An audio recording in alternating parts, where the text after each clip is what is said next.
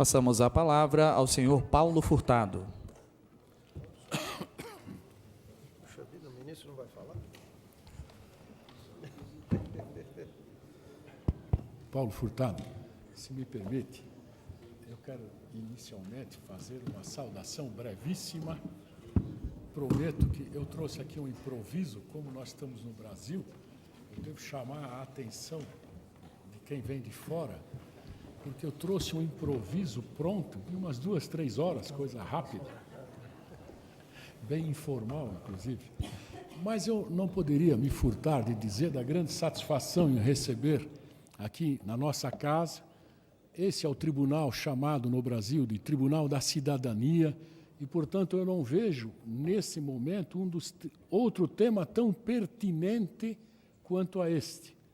Destacadamente por causa do momento político, destacadamente por causa do momento histórico, destacadamente por causa do assunto em si, né, do objeto da preocupação desse encontro. Então, eu faço votos e, com certeza plena, desejo a todos que irão fazer uso da palavra muito êxito nas explanações. Encareço que sejam não objetivos por causa do tempo, não é essa a nossa preocupação, mas objetivos por causa do entendimento pragmático que se espera obter ao fim de um evento desse. Gostamos de resultados, e o resultado vem com uma boa dose de pragmatismo. Portanto, eu cumprimento aqui o Paulo Furtado de Oliveira, juiz da 2ª Vara de Falências e Recuperações Judiciais de São Paulo, o Marcos Vinícius Vita Ferreira, jurista, né, Waldo Antunes, o colega Dr. Frederico Reguzzi, o Dr. Michel Caratz e o Dr. Piercula Degni. E passo a palavra agora ao Dr. Paulo Furtado de Oliveira para que dê início aos nossos trabalhos. Por favor. Muitíssimo obrigado. Bom dia a todos.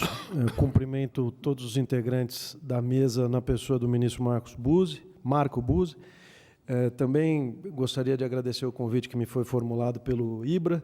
O tema é muito relevante. Infelizmente, no ano passado, eu não pude participar do evento inaugural, mas dessa vez, felizmente, eu tive um espacinho aí para conseguir deixar os processos de lado e poder hoje participar, até porque é importante que nós, juízes de recuperação e falência, também conheçamos como funciona o judiciário dos outros países, para que nós possamos, então, ter maior eficiência nos nossos processos.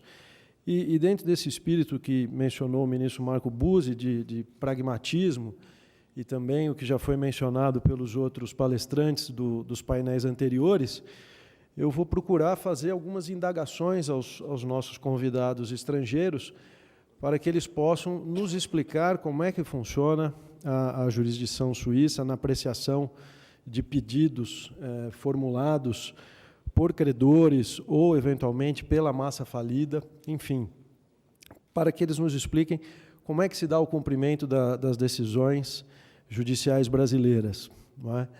E também vou fazer algumas outras questões que me parecem relevantes. A primeira indagação que eu acho importante ser feita é a seguinte: a nossa legislação, a legislação brasileira em matéria de falência, ela se aplica exclusivamente às sociedades empresárias. São os agentes econômicos destinatários da nossa lei falimentar são os empresários. E, geralmente, no Brasil, são falidos pessoas jurídicas. As falências são decretadas de sociedades empresárias. São as pessoas jurídicas. Não são os sócios, pessoas físicas, nem os seus controladores, nem os seus administradores que têm a falência decretada. Portanto, quando um juiz brasileiro decreta a falência de uma sociedade empresária, automaticamente o patrimônio da pessoa jurídica se torna indisponível, mas o patrimônio da pessoa jurídica, e não o patrimônio dos sócios, administradores e controladores. Para que possa ser atingido o patrimônio dos sócios, administradores e controladores, é preciso que seja proposta uma ação de responsabilização contra essas pessoas, e no âmbito dessa ação de responsabilização, é muito comum que se requeira uma medida de indisponibilidade, uma medida de constrição patrimonial contra os sócios, administradores e controladores, com base na alegação de que pode haver a dissipação desse patrimônio, ocultação de bens e assim por diante. E essa medida, muitas vezes, é deferida pelo juiz da falência, atingindo os bens das pessoas físicas, sócios, controladores ou administradores. Então, a minha primeira indagação seria a seguinte: existe na jurisdição suíça alguma distinção na legislação em relação à decisão que decretou a falência de uma sociedade empresária no Brasil e uma decisão que atinge o patrimônio dos sócios? A pergunta tem um efeito prático, que é a seguinte: uma extensão da falência, como muitas vezes se pede no Brasil, ela seria mais efetiva na Suíça?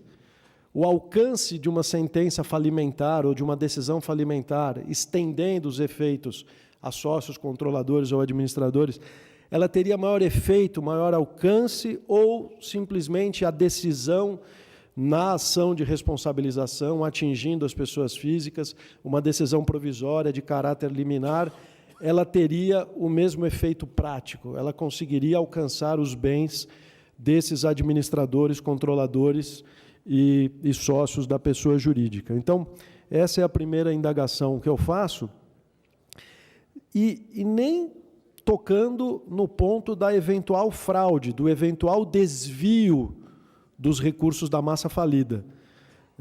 É uma outra questão, é simplesmente a existência de um patrimônio no exterior que possa ser objeto de constrição patrimonial. Eu não estou querendo vincular a existência deste patrimônio a uma fraude pré-existente. Simplesmente tem uma pessoa que pode ser responsabilizada e que mantém bens na Suíça. Então, se é possível alcançar esse patrimônio de forma efetiva, tal como numa sentença de falência proferida contra a pessoa jurídica.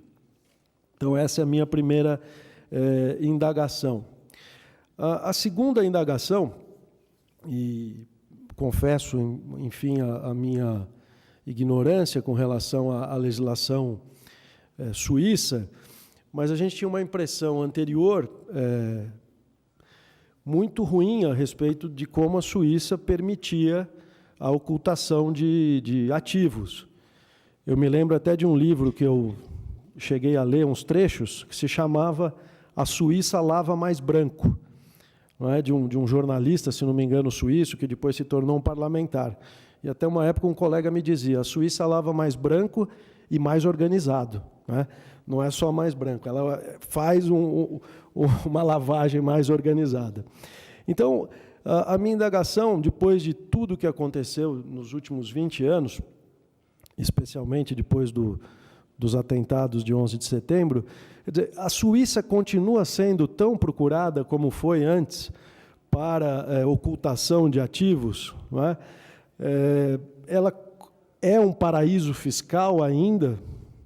A legislação suíça ainda dispensa os bancos de um efetivo controle dos seus clientes. Ela tem uma legislação, tal como a brasileira, que obriga a informar transações suspeitas ou não? Ou essa legislação é frouxa? Não é? E, por fim, uma última pergunta, e aí uma curiosidade que eu tenho.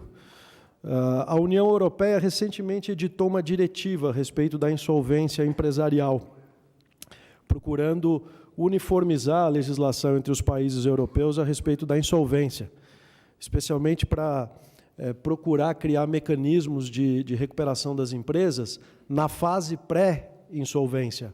A Europa está tentando criar um mecanismo que antecipe a solução da crise. No Brasil, nós estamos reformando a lei e esquecemos do que a Europa está fazendo. Não é?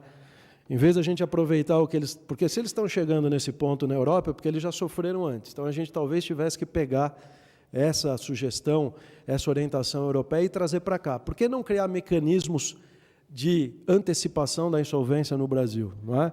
Em vez de simplesmente cuidar da crise já consumada. Não é? Parece que mais tarde vai haver um painel que vai tratar da crise econômica da Oi, da recuperação judicial da Oi e como ela foi também reconhecida em jurisdição estrangeira. Mas a pergunta é, meus amigos, como chegamos num passivo bilionário de 66 bilhões? Será que nós temos que chegar nesse valor de passivo para depois dizer que a recuperação foi um sucesso? Por que a gente não tem uma solução que permita que a gente não chegue num momento tão grave como foi a da insolvência da Oi? Então, talvez seja o momento de, já que está no parlamento a discussão do projeto de lei, se pensar, por que não medidas preventivas? E a pergunta é, a Suíça vai adotar, por acaso, essas diretrizes da União Europeia? E como o Brasil agora pretende adotar as normas da lei modelo da UNCITRAL, em matéria de insolvência transnacional, qual é o modelo da Suíça atualmente existente? A Suíça encampou a lei modelo da UNCITRAL em matéria de insolvência transnacional, ou ela tem um modelo próprio? Porque o Brasil vai adotar a lei modelo e me parece que simplesmente vai adotar sem fazer nenhuma exigência em contrapartida, achando que é o melhor dos mundos. Então, talvez a gente tenha que ouvir também a experiência da Suíça para saber se eles fizeram isso ou se simplesmente eles não adotam a lei modelo. Eu agradeço a atenção de vocês e fico à disposição. Muito obrigado.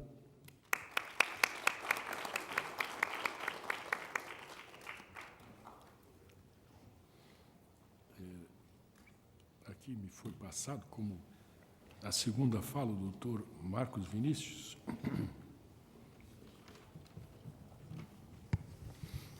Bom dia a todos, bom dia ainda, né? Agradeço o honroso convite de compor esse painel de altíssimo nível. Agradeço ao Superior Tribunal de Justiça, que mais uma vez abre suas portas para uma discussão tão relevante, tão oportuna e tão atual, na pessoa do ministro Marco Buzzi. E o agradecimento ao Superior Tribunal de Justiça vai para além de fomentar a discussão acadêmica e prática de temas como rastreamento de ativos. Não por acaso é no Superior Tribunal de Justiça que desaguam o sem número de cumprimentos de sentença estrangeira, e é aqui no Superior Tribunal de Justiça que se fixou uma jurisprudência bastante firme no sentido de se reconhecer a soberania da sentença prolatada por um juiz de outro país e concedeu seu respectivo exequatur para que até mesmo bens sejam penhorados ou constritos em território nacional. O Brasil, portanto, pela jurisprudência que foi aqui criada, caminha para o cooperativismo judicial. E é aqui que eu encaminho a minha pergunta, bastante na linha do que o Dr. Paulo colocou. A Organização das Nações Unidas, ao estabelecer o modelo pela UNCITRAL, o sistema de falências multinacional, o que se pretendeu era, em vista de um capital que está cada vez mais globalizado, estabelecer uma espécie de diplomacia judiciária, no sentido de que, ao se reconhecer uma espécie de sistema misto, na medida em que tanto o juízo prolator da decisão ao país estrangeiro, que pede, por exemplo, determinada constrição de ativos ou mesmo a sua repatriação, tem a sua competência reconhecida pelo juiz alhures do tribunal estrangeiro, como também esse tribunal estrangeiro, em vista da sua competência, mas com olhos não na soberania, mas muito mais na cooperação, busque atender, na medida do possível, essa ordem advinda, por exemplo, de uma autoridade judiciária brasileira. É assim que os Estados Unidos o fizeram no seu Chapter 15, ao tentar adequar o modelo UNCITRAL, estabelecendo um procedimento absolutamente breve, em que, ao se indicar os ativos e ao se indicar o juiz falimentar responsável pela sua respectiva administração, se possibilita, por exemplo, a repatriação de valores absolutamente necessários à consecução dos passivos, por exemplo, no Brasil, como se deu na recuperação judicial da OGX e também no caso Oi, em que pude atuar mais a miúde. E é aqui que eu faço a pergunta, direciono a pergunta aos representantes da Suíça, em que medida o governo suíço está aparelhado, o sistema judicial suíço está aparelhado para atender, por exemplo, tal qual se faz aqui no Superior Tribunal de Justiça, uma sentença estrangeira, uma sentença brasileira, que peça, por exemplo, o congelamento de ativos ou mesmo a sua repatriação, em vista da necessidade de que aqui no Brasil, onde se encontra, por exemplo, a principal unidade fabril, a principal unidade operacional econômica de determinada empresa, esse ativo seja absolutamente necessário para o pagamento dos credores e mesmo para o implemento ou cumprimento do plano de recuperação. E essa pergunta me parece absolutamente atual, repito, porque partiu da Organização das Nações Unidas o estabelecimento da diplomacia judiciária. E é aqui que eu indago aos ilustres colegas suíços, em que medida a Suíça está aberta a essa diplomacia, em que medida a Suíça reconhece sentenças estrangeiras, e mais do que isso, à luz do enforcement, em que medida a Suíça, por exemplo, quais são os requisitos para se determinar a repatriação de um ativo para que o juiz brasileiro, o juiz universal da recuperação ou da falência, possa dele administrar, prover e dividir entre os credores de acordo com a lei brasileira. Essa é a indagação que eu faço, e agradecendo, sobretudo, ao ministro Marco Buzzi, a oportunidade da palavra e a oportunidade de estar aqui, ao seu lado. Muito obrigado.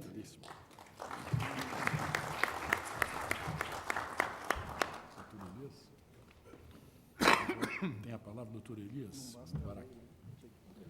Bom dia a todos. Primeiro eu queria agradecer ao Ibra, ao Rodrigo, pelo convite. Queria saudar a todos na pessoa do ministro Marco Buzzi, a todas as autoridades, a todos os presentes e à mesa. Quando a gente trabalha com advocacia, e principalmente empresa em recuperação judicial, algumas vezes a gente se depara com essa questão de repatriamento de ativos. Bom, o que a gente pensa em recuperação judicial? Bom, vamos atrás do que foi desviado. Tá. Será que a gente pode fazer isso? Em alguns casos, você precisa descobrir se houve indício ou não. Como bem colocou o Dr. Paulo Furtado, se a gente fala de uma empresa falida, você está advogando para o sócio. Se você fala, porque para advogar para a empresa falida, você normalmente tem o administrador judicial. Em alguns casos, você fica nessa situação. Como que o advogado de empresa em recuperação judicial pode atuar fora do país? Principalmente quando a gente está falando aqui de Suíça. Tem um caso específico que chegou para a gente lá no escritório, e é desse caso que eu gostaria de mencionar aqui para vocês. Eu posso citar o caso porque ele já tem publicidade já. É da empresa Itapemirim, de ônibus. O que acontece? Porque é um caso muito diferente. Porque é um caso que entrou em recuperação em 2016. Em 2016, existiam os controladores. Esses controladores, no curso da recuperação judicial, venderam a empresa para outros controladores. Esse processo estava em Vitória, foi para São Paulo.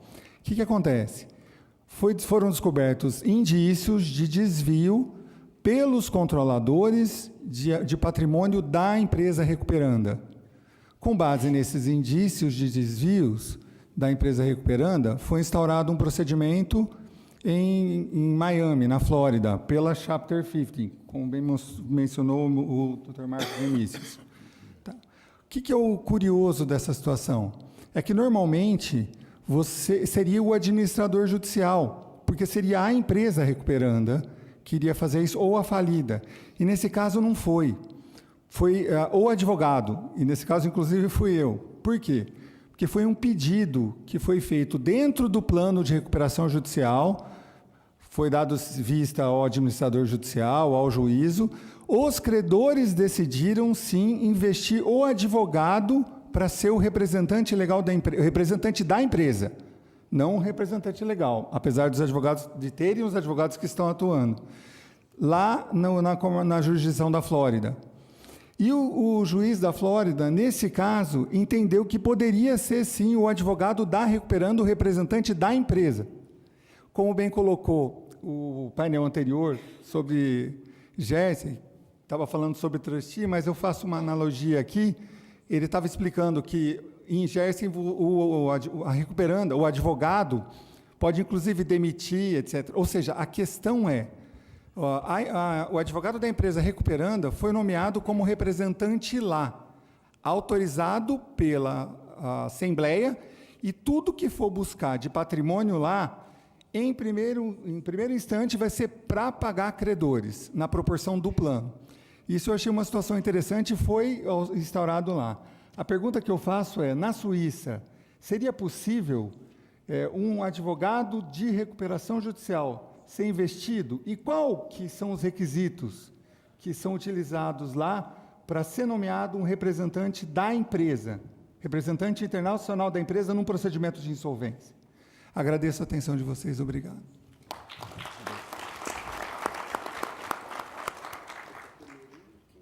Com a palavra, o doutor Frederico de Rezende. Bom dia a todos. Cumprimento os representantes da mesa na pessoa do ministro, excelentíssimo ministro Marcos Buzzi. Uma especial congratulação aos nossos convidados suíços. É realmente uma honra, uma satisfação tê-los aqui.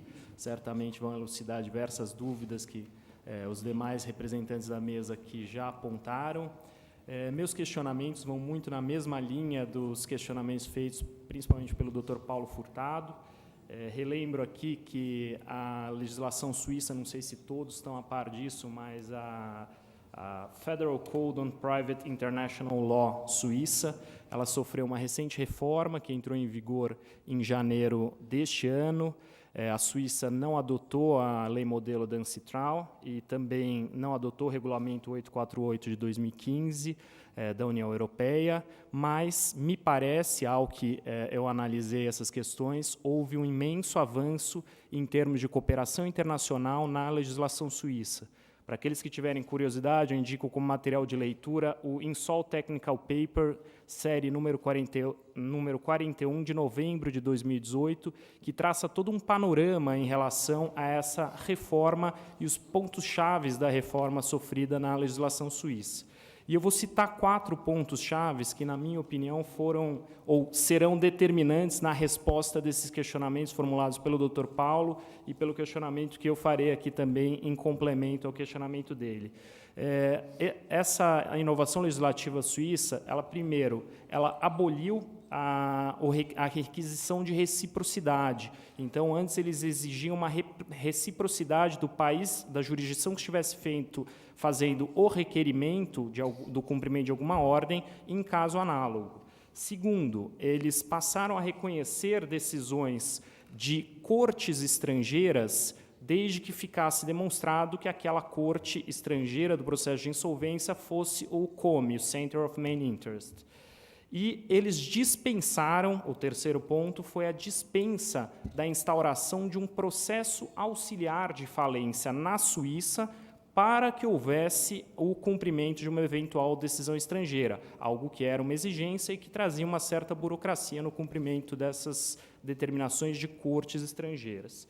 E, por último, houve uma série de dispositivos, de uma forma até genérica, de fortalecimento da cooperação internacional em relação às decisões de outros juízes, de outras jurisdições. Então, minha pergunta é bastante prática para os nossos colegas. Qual seria o step by step, qual seria o procedimento prático para você conseguir o cumprimento de uma decisão estrangeira, no nosso caso, uma decisão brasileira, liminar ou não, por meio diretamente à Corte Suíça, independentemente da instauração de um procedimento auxiliar, e se efetivamente haverá esse reconhecimento da decisão brasileira na Corte Suíça. Tal como até cito o artigo aqui, o artigo 174, parágrafo 2º e 3º do CPIL. É isso, muito obrigado. Muito bem. Estão postas, portanto, as indagações, e eu agora faculto a palavra aos nossos eminentes convidados, Dr. Michel e o Dr. Perluca, para que procedam às exposições, na ordem que entenderem melhor. Muito obrigado. Muito obrigado. Once again, I'd like also to thank Rodrigo for giving us the possibility to be here. Until now, I always thought that Ibra was a Swedish football player, but now I know better. And just one point before I start, one of the colleagues asked what the Swiss government would be doing or what the position would be. I'd just like to point out that I'm not a representative of the Swiss government. I'm a private lawyer, and I do not share all the position which the Swiss government has. Now, I think the starting point is, what is Switzerland? What kind of jurisdiction is Switzerland in the first place? We heard it's a bad place where people hide their money, tax money, corruption money, etc. So is it an offshore jurisdiction? Not really. I mean, it's an onshore jurisdiction that used to have quite an open legislation when it came to accepting money in the last, since World War II, I would say. Having said that, it's if we analyze a case that comes to a Swiss court, a case coming from Brazil, the difficulty is that most of the time the money that are on Swiss banks are not the monies of the Brazilian company that went bankrupt, are not the personal funds of the partners or of the directors, of the shareholders of the Brazilian company, but are usually kept in offshore company. So it brings the whole concept of offshore into the onshore jurisdiction, because even if we have a bankruptcy of a Brazilian company, of a Brazilian person, you still need to deal with the offshore aspect of the actual entity holding those assets. So we have hundreds of cases which BVI company, Jersey company, Cayman Island company are in fact the tools used by the persons that the company, the Brazilian company of which went bankrupt, that essentially hide or hold this asset. So it's, to answer all the questions of my colleagues here, it's not really easy to say, well, Brazilian bankruptcy is recognized and we can do all this and that, because on top of that, we need to make sure that the assets that are held by offshore company also become part of this. So in my practice, what we do is not only to limit ourselves to the Brazilian side of the story, but we also involved other jurisdictions in order to make sure that what ultimately goes back to Brazil in a bankruptcy is not only the money that is formally in the name of those entities which are Brazilian related, but also the offshore funds, which usually are much more extensive than the actual Brazilian funds. So this is an aspect that in this seminar, hearing a lot of people from various jurisdictions, we will hear later on this afternoon also from the British Virgin Islands. We have heard about Jersey, we heard about United Arab Emirates. We really need to keep an open mind and be flexible, not concentrate just Brazil, Switzerland. We need to go outside and try to fetch all that is around. And one of the questions earlier in the earlier panel was, is this for free? No, it's not for free. I mean, if one goes through the criminal process, then usually it's for free, but the results are not always that immediate, and given the time the criminal appeal takes to go in Brazil, as far as I know, it takes ages until you get to a final judgment or conviction. Usually the money then stays in Switzerland until that final conviction. So insolvency, in my view, is a view of accelerating this, because we could obtain control of those assets before the criminal authorities, and we could even drop the criminal charges if we are in control as a bankruptcy estate. And this is an important point, because people are concentrating on criminal cases because, yes, they are immediate, the government cooperate, but the initial immediacy of having the money frozen and of having the information and all that is then somehow blocked by the fact that we need to wait until the final conviction is here, and this is not in the interest of the creditors ultimately of an estate, of a bankruptcy estate.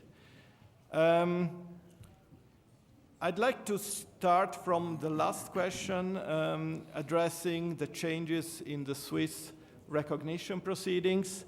And it somehow ties in with the question of the first panelist about the possibility of extending the bankruptcy from Brazil to Switzerland. So yes, it is true that there has been a change in legislation which became effective from the 1st of January of this year. Between 2000 and 2016, in the 6-year period, there have been in Switzerland only 60 recognition of foreign bankruptcy coming from all over the world. Out of these 60 cases, 80% were coming from inside the European Union. So you can make the numbers, but it's really, at the end, 12 cases that did come from jurisdictions such as Brazil or other places that were recognized in Switzerland. So there was a need for a change because the Swiss system did not recognize a foreign bankruptcy unless there was reciprocity. So it meant that you need to have a similar system in your country, and as far as I'm aware, Brazil did not have this system, so Brazilian bankruptcy could not be recognized. Now, the change, as my colleague was saying before, abolished this. So there is no longer the need for reciprocity, and this has made the whole system much easier to implement.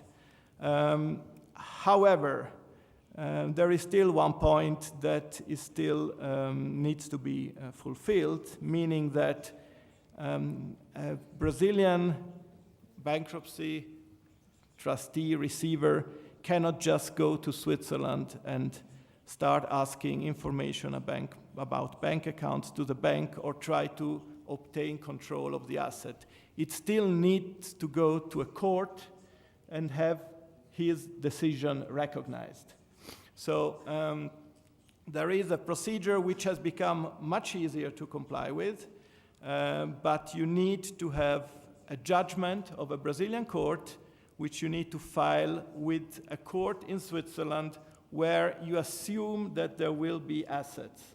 So if you know, there might have been a bank account in Zurich, so you are able to file with the judge in Zurich the request for recognition. And what is new now is that until the 31st of December 2018, the recognition was linked to having a Swiss representative appointed to deal with the Swiss part of the assets. So you could not, as a Brazilian trustee, you could be recognized, but then you had a Swiss bankruptcy officer that was dealing with the Swiss asset that needed to go to do what we call a Swiss mini bankruptcy. So essentially going out, asking creditors to file their claim, prepare an initial schedule of claim, as we call it, where all the creditors are listed. Then what needs to be done is the foreign bankruptcy needs to show that it has been completed. It needs to show that all the claims could be filed orderly by all creditors. Then this needs to be recognized by the Swiss court, and only then the money can be repatriated to the main bankruptcy. So that was the procedure until now, which is still applicable, exactly the same if there is a Swiss creditor. So if there are Swiss privileged creditors having a preference claim, you cannot waive the requirement of the Swiss main bankruptcy, but you still will have two heads One is the Brazilian bankruptcy trustee. The second one will be the Swiss bankruptcy trustee. However, if we know that this was just an account with no Swiss creditors, with no Swiss involvement, then the big news is really that the Brazilian bankruptcy trustee can apply for waiving the Swiss mini bankruptcy and essentially stepping into the shoe of a Swiss bankruptcy trustee, getting control of the assets, taking control of claims, clawback claim possible that might be filed in a Swiss court against assets which maybe are not directly attributable to the bankruptcy, but are assets that the partners of the bankruptcy or an offshore company has, where it can be shown that it came from the actual bankruptcy. So that's a very important step, because at that point in time, the Brazilian bankruptcy trustee, who remains, by the way, under the supervision of the court, so he can do things, but he still is under the supervision of the court, but he can act, he can collect in a way. He needs to show to the Swiss judge before he is able to repatriate the funds that he has complied with all the formal requirement of that, but he can act, he can do that. There was one question asked about the individual bankruptcy, respectively, injunctive relief granted against person or partners in Brazil, whether they could be recognized in Switzerland. Now, that is one point that from a general perspective is not possible. You cannot recognize injunction, freezing orders, or any sort of non-final measures or tool issued by a Brazilian court. This is because the Swiss Private International Law Act that regulates all this international cooperation does not provide for the recognition of provisional measures, does only provide for recognition of final judgment. And so if there is an injunction, if there is something against a person, then this needs to be brought afresh in Switzerland. So if you know you have a claim against an individual, you can bring this claim and ask for an attachment of assets, for example, in the Swiss jurisdiction. But you cannot have a direct recognition of the order of the Brazilian judge. What you could have, but I'm not sure I understood the point there, you could have an individual bankruptcy recognized in Switzerland. So you mentioned that bankruptcy is only for corporate. You don't have individual bankruptcy in Brazil? No, okay. So if one day you will have that, that would be recognizable as well. We have, but it's not a common experience in Brazil. Okay, it's not common, right, understood. I guess another question which was asked, and then I will turn over to my colleague about the general aspect of recognition of judgment. Another question was about reorganization proceedings or judicial administrator done by a lawyer, essentially, whether that is capable of being recognized in Switzerland. Now, in the Private International Law Act, we have a number of provisions that deal with the recognition of bankruptcy, and as bankruptcy we understand, collective proceedings that have a sort of ending with the liquidation of the company.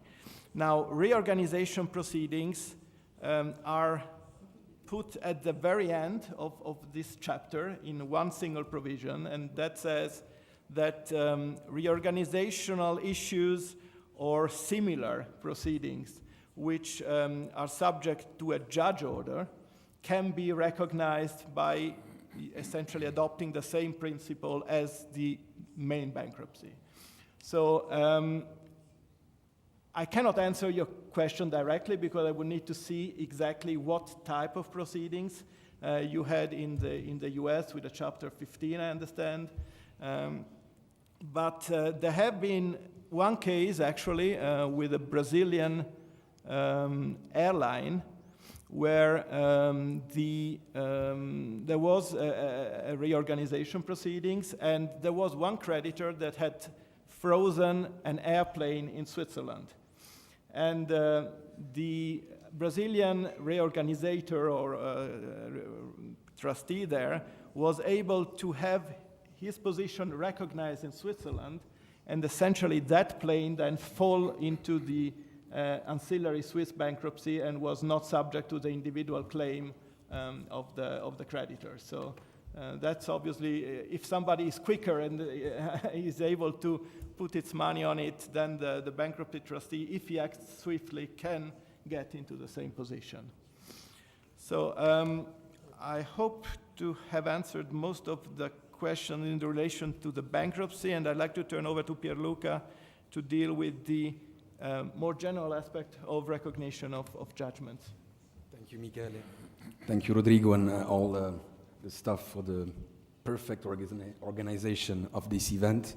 We feel like home with Michele, very Swiss-made. It might seem strange to you to have two Swiss lawyers talking about the Swiss system, knowing that Switzerland is maybe smaller than Brasilia, and that Geneva is smaller than this room. So might be strange, but even if it is the case, Switzerland, the Swiss legal system is like a Swiss watch. It looks complicated, but it works. For instance, in Switzerland, if you want to recognize a judgment, you first have to ask yourself, when I have foreign colleagues, which is the best way to step forward?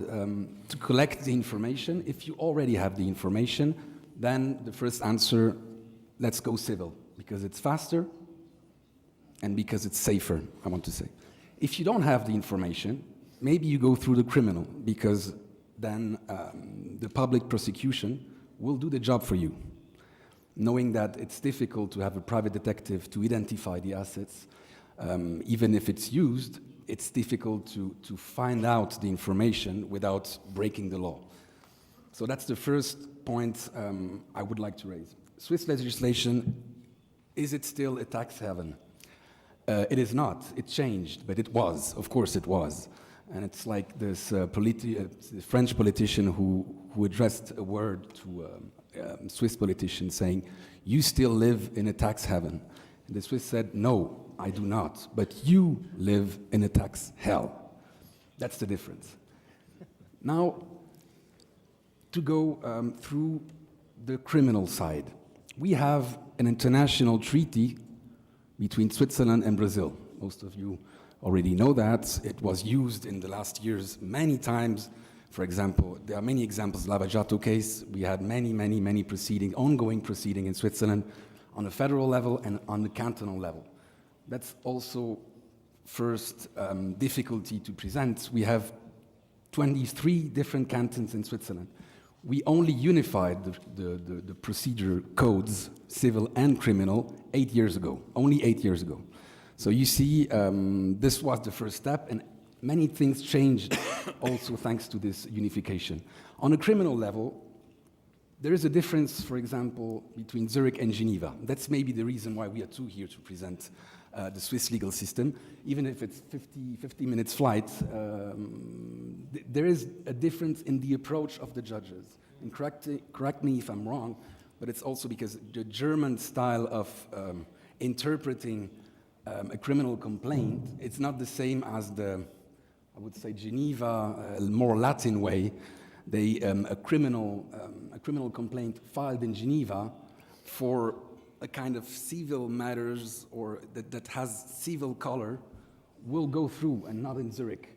The public prosecution, it depends on the person who will receive the complaint, and he will accept or not to step forward, to freeze the assets. And of course, that's the best way to start like this. But then when you get into this criminal proceeding, it is hard to step out of it. So that's why normally when all the conditions are fulfilled, you go the civil way. To talk about the civil way, In Switzerland, we don't have any treaty with Brazil. So you apply the Private International Law Act, which provides basically what Michele told you, impossible to recognize an interim measure as such, but you have to file a new request here in Switzerland to obtain a decision, which it's different if it's a decision in rem or ad personam. In rem is a freezing order. You ask for attachment in Switzerland. For this, you need the foreign decision, the proof that the foreign decision is final and cannot be challenged anymore. You have to, not to prove, but to show likelihood that assets pertain to the debtor in Switzerland, that they are located in Switzerland, and you need a demonstration with a specific claim. Then, when you file your attachment request, the advantage in the Swiss legal system is that, for example, if you have assets located in Zurich, in Geneva, and in Basel, for example, one single judge will be competent to order the freezing of all the assets located in Switzerland. And this is a creation of the case law, so it renders quite simplified the steps when you want to attach. The other advantage is that the same judge will first recognize the decision and pronounce the attachment. Exequatur and then attachment.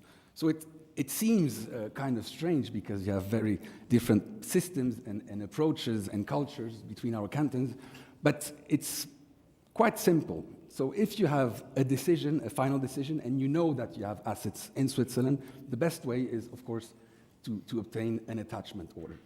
48 hours after filing, you have a decision. So it's really very fast. On the contrary, if you file a criminal complaint to obtain an attachment from the prosecutor, it depends on the prosecutor. It can last 10 days, 2 months, 48 hours? 6 months. 6 months. So that's the difference. When you go on the civil way, at least in Switzerland, you master your case. When you go the criminal way, you don't master really your case. So it has advantage and disadvantages.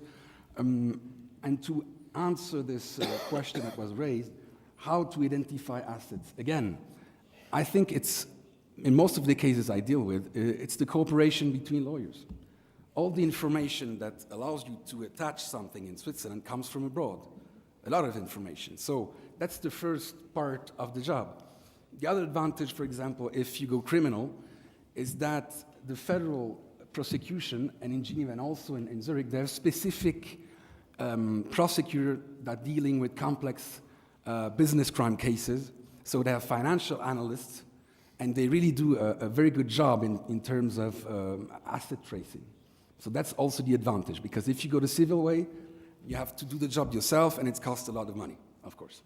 So that's also an important thing to know before deciding the proper way to step forward. What else can we say about the execution? In the general speaking, I think I've made the round. Maybe you want to add something, or we keep you for the questions. Just maybe one additional point about the cooperation between the, let's say, the criminal legal assistance process and the civil way. We have experienced a number of cases, in particular with Brazil, where criminal proceedings and legal assistance requests were started. The Swiss authorities granted them, sent documentation back to Brazil, and got information about bank accounts, about signatories and all that. So that information then was not supplemented when further requests came from Switzerland to specify what they needed and why they wanted to continue the case, but were then made available to the victims of the crimes. And with that information, we actually, as I was saying at the beginning, we take that information and we follow the civil route, because that's the most effective way to get your money back quickly. So what I'm saying is that legal assistance is very efficient in getting first-hand information. It's not efficient when it comes to repatriating funds, but it can be complemented with civil proceedings. And the second point I wanted to make is, I didn't finish up on one point I made at the beginning about the fact that many companies, offshore companies, hold accounts in Swiss banks and that they are not immediately covered by an extension of a Brazilian bankruptcy.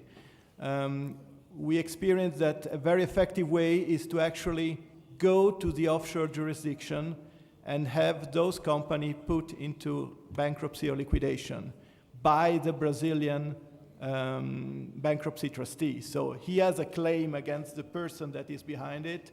He files a claim in Road Town, Tortola, British Virgin Islands. The company is put into liquidation, and that liquidation is recognized in Switzerland. And once it's recognized, you get control of those assets. No need for criminal or any other thing. You get those assets sent to Tortola, and for Tortola, they go back to Sao Paulo, wherever they belong to.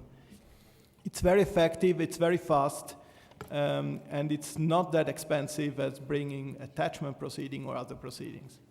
So that's a tool which, I was saying at the beginning, 60 recognition of bankruptcy between 2010 2016. Now, just in my own practice, I have presently 12 recognition proceedings ongoing. So it has really skyrocketed this way of recovering assets in Switzerland.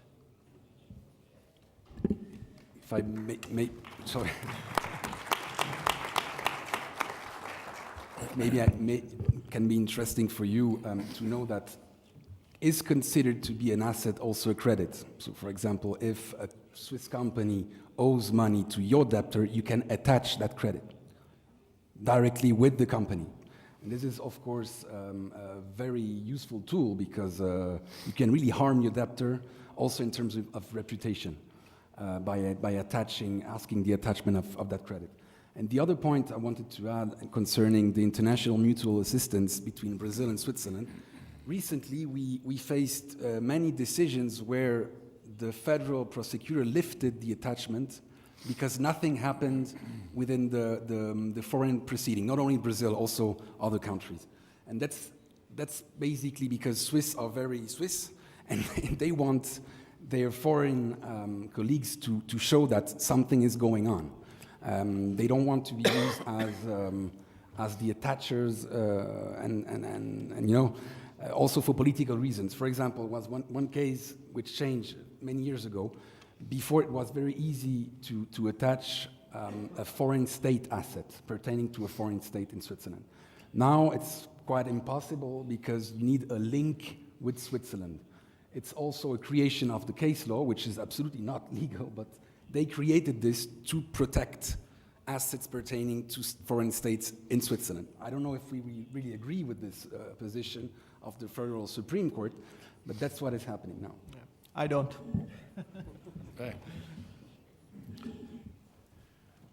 Muito bem, nós temos ainda aqui, pelo que eu constato aqui, nós temos mais 15 minutos, no mínimo, de tempo, e eu gostaria, porque eu acho que o debate está sendo muitíssimo proveitoso, não é?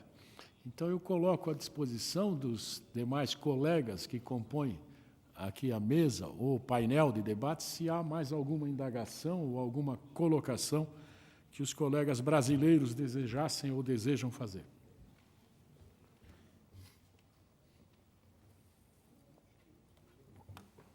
Ok? Muito bem. Pois, aproxime-se.